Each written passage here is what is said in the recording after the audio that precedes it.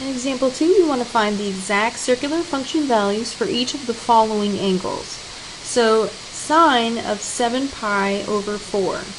So this is our pi over 4 family, or our 45-degree angle family. So we are looking for 7 pi over 4 on our unit circle. So here's the angle 7 pi over 4. And here's the point that is associated with that angle. Remember that sine values on our unit circle are just the y values of the point for that angle.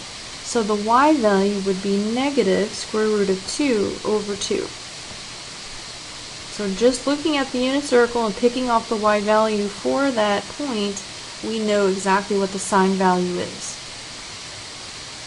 Cosine of 11 pi over 6. So looking on my unit circle, we find 11 pi over 6, and we see the point that is associated with that angle. Remember that cosine values on our unit circle are just the x values of the points. So the x value of that point would be square root of 3 divided by 2. So the cosine value of 11 pi over 6 would be square root of 3 over 2. Now we want to find tangent of 13 pi divided by 3. Now you can either convert that to degrees, or we can count off 13 pi over 3's. Remember we talked about that if I take pi over 3, that's my reference angle. So I already know that there's 13 of those, and I could count off 13 pi over 3's on my unit circle. So let's do that.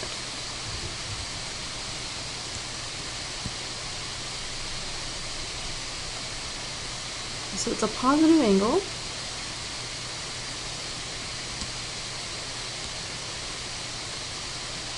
So pi over 3, you said pi over 3. So here's 1 pi over 3, 2 pi over 3, 3 pi over 3, 4 pi over 3, 5 pi over 3, 6 pi over 3, so here's 6. And we're going to go 7, 8, 9, 10, 11, 12, and then back to 13. So here's our 13 pi over 3. And here's the point associated with that angle, 13 pi over 3. So it's 1/2 is my x value, and square root of 3 over 2 is the y value.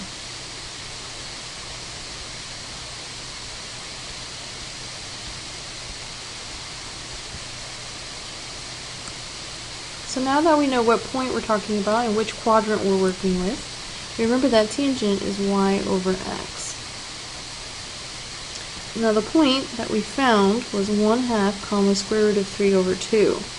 So we knew the x value, we know the y value. So now all we have to do is form a fraction with the y value on top divided by the x value on the bottom. It's really important that we remember how to divide fractions. We will flip the bottom fraction and multiply times the top. And now we will reduce. 2 and 2 cancel out, and we're left with just the square root of 3. So the tangent value of 13 pi over 3 would be square root of 3.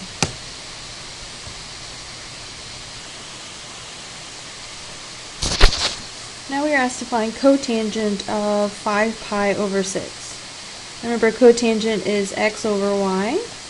So all we need to know is what is the point associated with 5 pi over 6 on our unit circle. So 5 pi over 6 is right here. And the point that we are using is negative square root of 3 divided by 2 comma 1/2.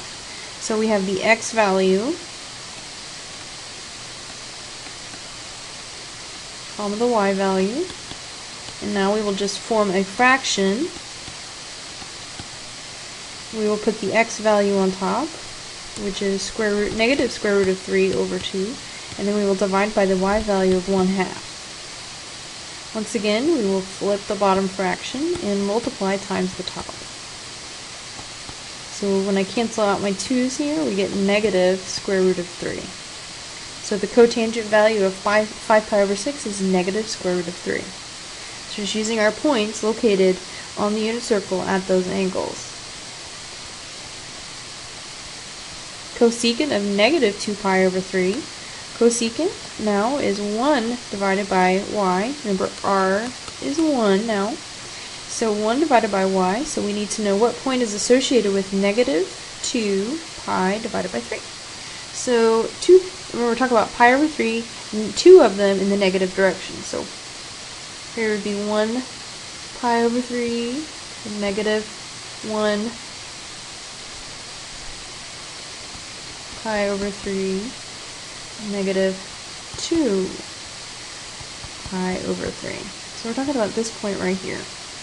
And that point is negative 1/2, comma, negative square root of 3 over 2.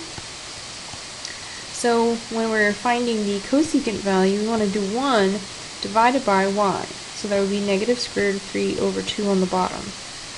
And once again, we will flip the bottom fraction and multiply.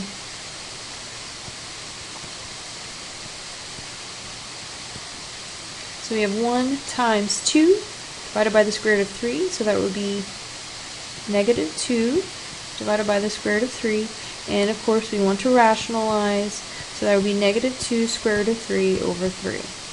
So it's just the reciprocal of our y value, because this is our sine value.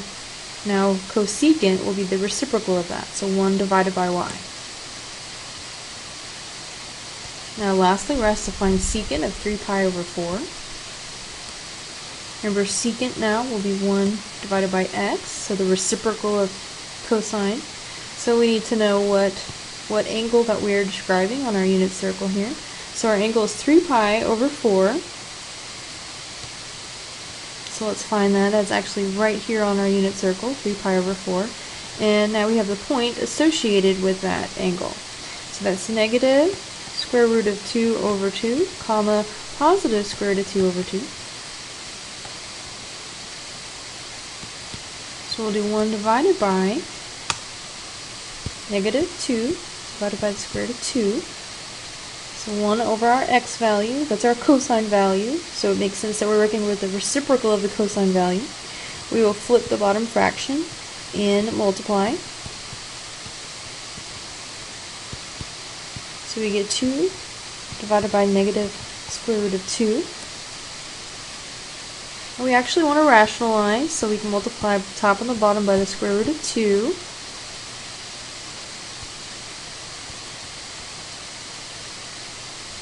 Now keep in mind that when we do this,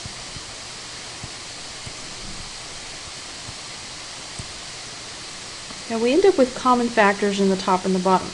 Now remember, the whole point is to simplify and rationalize. So if I have common factors on the top and the bottom, I'm going to cancel those out.